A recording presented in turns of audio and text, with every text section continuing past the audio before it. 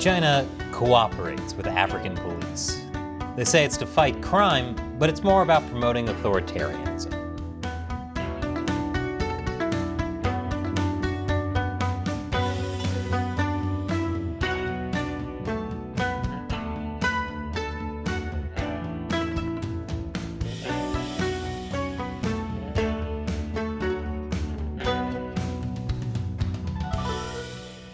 Welcome to China Uncensored, I'm Chris Chappell. When it comes to police brutality, very few are as brutal and efficient as China. Geez, another episode that's going to get demonetized. China spends more on police to control its 1.4 billion people than on defense. Why focus on only perfecting authoritarian policing domestically when you can also spread it abroad? All right, we're taking the show on the road. I wonder if the CCP will make any CCP Authoritarian Policing World Tour 2023 shirts. They can use them to blackbag people. In his keynote speech at the 2017 Interpol General Assembly, Chinese leader Xi Jinping said, "There are many inconsistencies in the current global security governance system, which should be reformed and improved." And how should it be improved? Well, in China's mind, everyone should look to China's Ministry of Public Security, or MPS, as a role model. This is the same government entity that does everything from censoring the internet to spying on Chinese citizens and even kidnapping political dissidents and minorities. Also in 2017, the Chinese Communist Party called on MPS to actively build a law enforcement security cooperation system with Chinese characteristics. What better place to build that than in Africa? Well, the real better place would be absolutely nowhere, but sure, Africa, why not? They haven't had enough troubles. Despite the fact that most African citizens demand democracy and reject authoritarianism, many African leaders are more than happy to work with China on things like security and policing. According to Paul Nanton-Ya, a researcher at the Africa Center for Strategic Studies, around 40 African countries have some kind of agreement with Chinese public security agencies. This includes 13 with extradition treaties, which is up from 0 in 2018. More on that later. One of the ways China's helping Africa with policing is to give it the tools to do so. Between 2003 and 2017, African countries secured $3.5 billion in Chinese loans from public security, including surveillance systems, national security networks, and other security wares like anti-riot gear. This figure is almost certainly an undercount, given that the bulk of this equipment is included in military sales. Ah yes, the same and only reason anyone likes the CCP. China is also building police stations. In 2020, the Heritage Foundation reported that Chinese companies have built, expanded, or renovated at least 32 military or police stations, as well as dozens of other government buildings. But African nations don't need to worry. China definitely wouldn't snoop on them. I'm of course being sarcastic. China is nosier than what would come out if Snuffleupagus and Gonzo had a baby. China's training African police as well. In fact, according to the Center for American Progress, Africa received the second largest amount of training from China's MPS training sessions after only Asia. I assume the entire training session is just saying, rights are just recommendations, and if they disagree, just hit them harder. Congrats, you just graduated. Chinese state-run media claims that between 2018 and 2021, China has trained over 2,000 African law enforcement officers in China. And this isn't just about technical skills. China's big on promoting policing with Chinese characteristics. African police are learning Chinese policing norms, i.e. authoritarianism. I mean, the Chinese trained police in Hong Kong and the Solomon Islands sure have. Magistrates and lawyers are also getting training in China. You know, China known for the rule of law. I assume their entire training session is just saying, rights are just recommendations, and if they disagree, just hit them harder. Congrats, you just graduated. In an academic article in the African Review, Nanton-Ya points out the China Law Society, African Law Institutes in Xiangtan University, and the Academy for International Business Officials within the Chinese Ministry of Commerce have trained over 40,000 young African lawyers since 2007. Meanwhile, other programs like the Africa Young Legal Professionals Exchange Program, China Research Center on Legal Diplomacy, and China-Africa Legal Cooperation Forum train African lawyers as well. mostly for helping China's Belt and Road Initiative in the legal realm.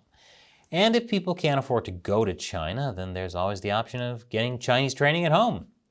Nantuya states a joint program of Algeria's Ministry of Interior and local authorities and the Chinese Academy of Governance graduated over 400 Algerian police, law enforcement, and civil service personnel between 2015 and 2018. Isn't that nice? China will eventually come to you, especially if you're Taiwan. Fujian Police College launched a similar training program in 2019 in South Africa. It's not surprising that things like that make people nervous, especially when some Chinese-trained police forces end up becoming death squads, as happened in South Africa. People in Africa definitely have to watch out, not only for their own police, but Chinese police as well. I'll tell you more after the break. Welcome back. China is giving African countries the tools and training to police their own people with a more authoritarian twist. But it doesn't end there.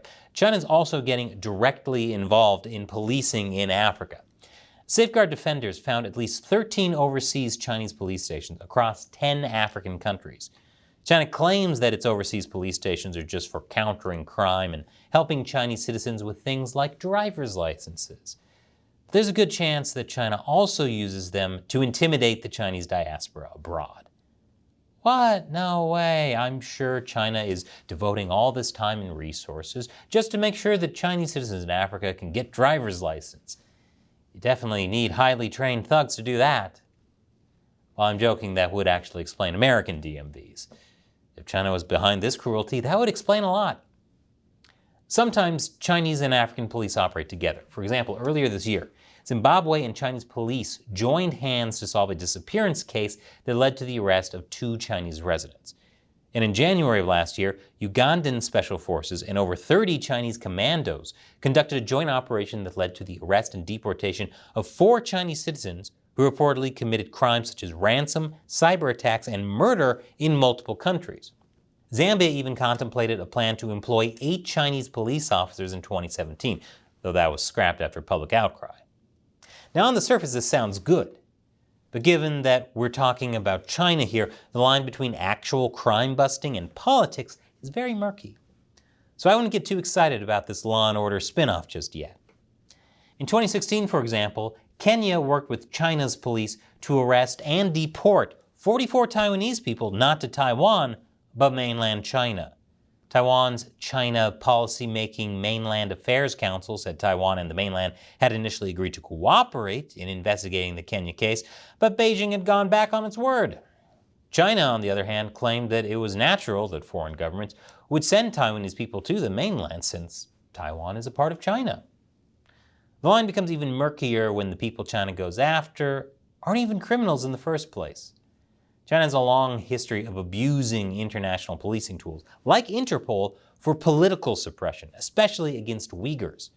Dolkan Issa, the president of the World Uyghur Congress, was one such victim. He made Interpol's Red Notice list in 1997 after he organized a pro-democracy student protest. It wasn't until 2018 that Interpol removed the Red Notice.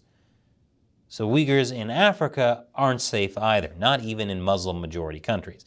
The Arab world, including North Africa, is complicit in China's crackdown on Uyghurs.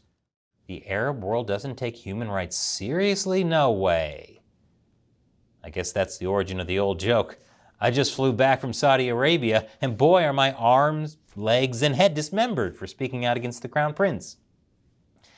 In 2021, one computer engineer who worked for a number of Uyghur human rights organizations in Turkey was arrested in Morocco after China issued an Interpol Red Notice on charges of terrorism.